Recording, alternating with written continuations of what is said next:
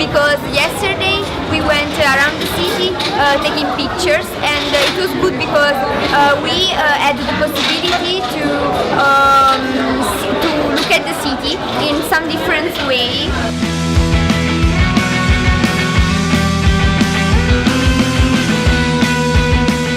Macedonia is really different from the Netherlands because the culture is just totally different, and it was a bit adapting at first, but once you get into it, it's really fun.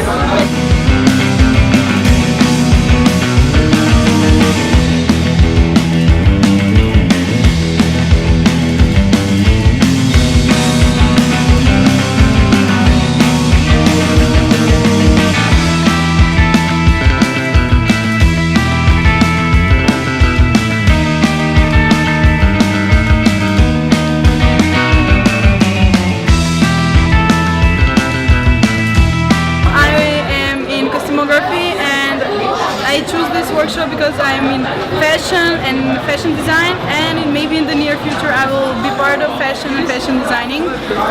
By now I really love the Gifone Festival, and I'm looking forward next year to be in it.